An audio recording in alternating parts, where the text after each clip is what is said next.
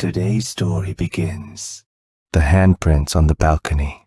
Before I moved into my current place, I used to live alone in an old studio apartment.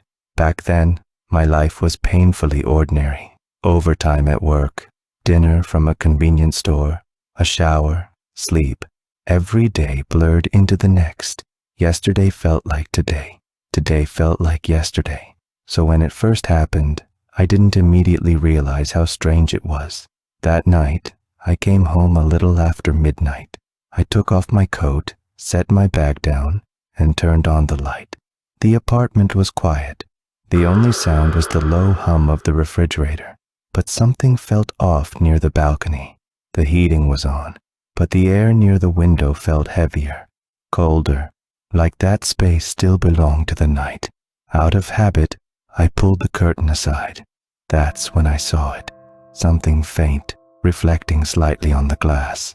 At first, I thought it was condensation, but as I opened the curtain wider, I realized what it was. A handprint, 5 fingers. The center of the palm was smudged, but the fingertips were clear, like someone had pressed their hand firmly against the glass and then pulled away. I didn't panic right away. I told myself I must have touched the window earlier and just forgotten. But then something made my spine go cold. The direction of the print. It wasn't pressed from inside the room. It was pressed from the outside, as if someone had been standing on the balcony, trying to look into my apartment. I lived on the 7th floor. There was no normal way for anyone to reach that window. I tried to stay logical. Maybe it was a reflection. Maybe the lighting was playing tricks on me. So I cleaned the glass. The handprint disappeared completely. I thought that was the end of it. But even in the shower, even lying in bed, that hand stayed in my mind. It didn't feel like a stain. It felt like a trace, like someone had been checking whether I was home. Around 3 a.m., I woke up for no reason. The apartment was completely silent. Without thinking, I looked toward the balcony. My body froze. The handprint was back. Not 1, 2. Both palms were pressed against the glass. The fingertips were dragged slightly downward, as if someone had been hanging there, putting their weight on the window. That's when I knew. This wasn't a coincidence. I turned on the balcony light, grabbed cleaner and a sponge, and scrubbed the glass hard. So hard the window squeaked. Eventually, the prints were gone.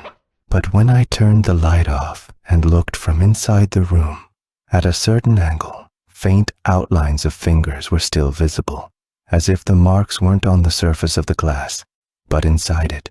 After that, I avoided looking at the balcony as much as possible. The next day, I went to the building management office. I asked casually, like it didn't matter, "Has anyone reported strange marks on their balcony windows?" The staff asked what floor I lived on. When I said 7th, his expression stiffened. Just for a moment, he said there had been several similar reports. I asked if those people still lived there. He shook his head. They had all moved out. I remembered the height of the handprints. If someone had been reaching down from above, maybe it could explain it. That night, I went up to the apartment above mine. I rang the doorbell. No answer. Flyers were piled up in front of the door. When I asked management again, they told me the apartment had been vacant for 6 months. The unit above me was empty. So where had the hands come from?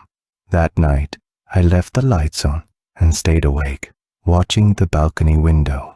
Then I heard it, a very faint sound, like something lightly scratching glass. I held my breath, and then, on a perfectly clean section of the window, a handprint began to appear. 1 finger, then another, like an invisible hand was pressing against the glass, slowly, deliberately. That's when I realized this wasn't a mark left behind. At that moment, something was on the other side of the window, watching me. I moved out shortly after. I thought it was over. On the day I left, the security guard stopped me. After hesitating, he showed me CCTV footage. It was footage of the outside of the building, and right in front of my balcony, Something was there. There was no railing, no place to stand, but it looked like it was attached to the wall. Its posture was wrong. The angle of its body was something a human could never hold. Its joints bent unnaturally, as if shaped to fit the wall. It wasn't standing. It was clinging. And its face, or where the face should have been, there was a head shape, but that part was always dark and distorted. No matter the camera angle, its face was never visible. When I asked if it was a person, the guard quietly said, "It can't be classified as one." The footage was later marked as a system error. I left that place. A month later, in my new home, I was cleaning the balcony window. My hand stopped. Something was already there. A faint handprint, very light, but unmistakable. It didn't stay in that apartment. It followed me. Since then, I don't clean my balcony windows carelessly, because someday, when I lean in closer, I might realize the handprint was already there, and that something is still standing on the other side.